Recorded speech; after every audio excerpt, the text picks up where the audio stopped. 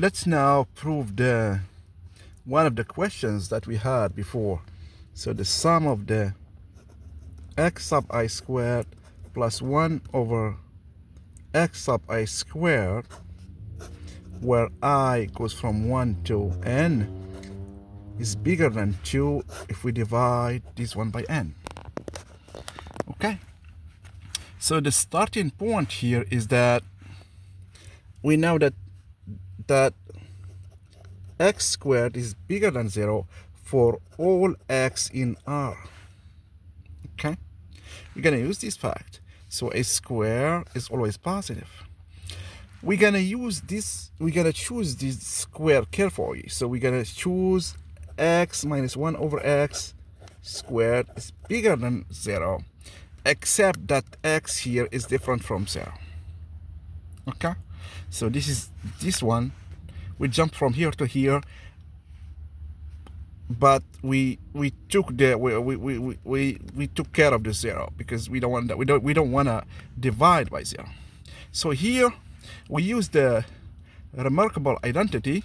So we expand to get x squared minus 2 times 1 over x times x plus 1 over x squared, and it's still greater or equal than 0.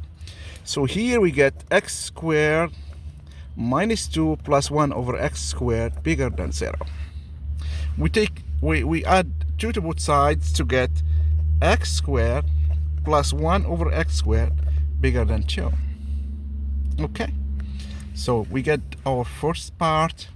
Okay, now we assume that we have n variables that we're gonna call x sub 1 up to x sub n. We do the same thing for x minus 1 over x sub 1 squared bigger than 0, and x sub n minus 1 over x sub n bigger than squared bigger than 0. And we use this technique here, so we expand to get that x1 plus 1 over x1 squared bigger than 2, x2 squared plus 1 over x2 squared bigger than 2, and etc. until x squared sub n plus 1 over x sub n squared bigger than 2. Okay, so we apply the same thing, the same result for this. We call it this x sub, it's x sub 1, x sub 2, x sub n. Okay, now we add all of them. Okay, we add all of them using the sigma notation. So the sigma here, it's gonna be, if we add all those, we have how many inequality? We have n of them. Okay, we have sigma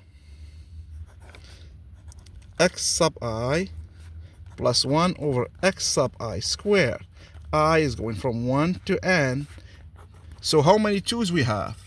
Okay, we have 2, 2, 2, 2 until n. We have n 2's, so it's bigger than 2n.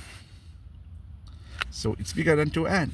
And if we divide by n, we get our formula. So we get the sum of x sub I squared plus 1 over x sub I squared. Okay, we divide everything by n, and it's bigger than 2. And this is what we need. This is the result that we want to prove. Here we need to add this index. Okay, so this is what we need to prove. So this is our result. Why we need this one? Okay, we're gonna use it in modeling and in statistics when we deal with some inequalities there, or maybe some optimization problem. Okay, this is good for some optimization, especially when we're doing statistics. But for now, we need to know the steps that we did, where we started. We started from here, and we used like some other variable. Let's call it u. It's x minus 1 over x. Okay, and we squared it, and we did step by step to get to this result.